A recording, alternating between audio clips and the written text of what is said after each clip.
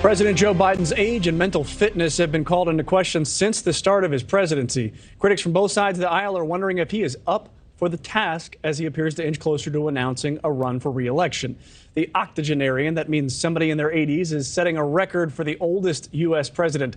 Biden would be 82 years old if re-elected for another presidential term. First Lady Jill Biden affirmed the president has no plans to bow out anytime soon. He's not finished what he started. And that's what's important. And I think, look at all that Joe has done, has accomplished. I mean, he brought us out of the chaos. And he did that. He was elected because people wanted steady leadership. We will bring in now Dr. Anthony Harris. This is CEO and medical director at HFitHealth, which provides clinical and technical solutions to today's workplace health challenges. Good morning, and thank you for joining us. Good morning, Mitch. Thanks for having me. We have a few different medical topics to get to, but first is President Biden. The age and the capability to lead the free world in his mid-80s. He would be 86 by the time he would be done in office if he's reelected. Indeed. And, you know, when we talk about decline as we age, we want to talk about two factors, right? Decline of our physical and decline of our cognitive. And certainly we see in evidence people start to decline in their 60s, but the decline accelerates in their 70s and 80s.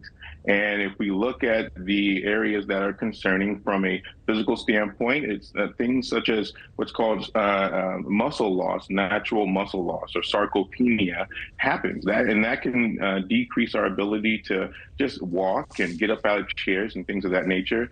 And when we talk about cognitive, these are perhaps for the presidency the most concerning, which is our cognitive ability to what's called crystalline ability. And that's to recall long-term things, memory, vocabulary, and certainly those cognitive fluid abilities are concerning as well when we're talking about processing new information, how quickly we do that. Those things decline as we age, and that's a natural process. This is barring any underlying disease or an underlying health condition. Well, let me ask you about another president now, a former president, Jimmy Carter. He's 98. We reported last week that he has entered hospice care instead of welcoming further medical intervention in his health. What is a reasonable expectation of hospice care and how long this period of his life might last?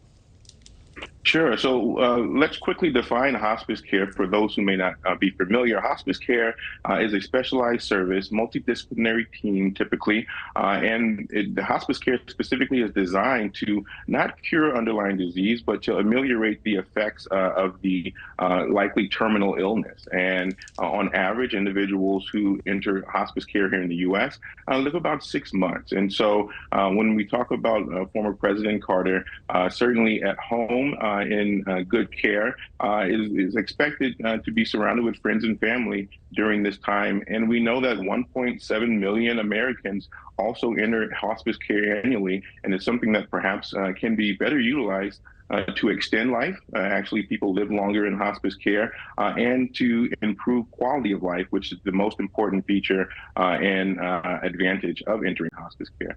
Thank you for watching. Go to newsnationnow.com to find NewsNation on your television provider. And don't forget to click the red subscribe button below to get more of NewsNation's fact-driven, unbiased coverage.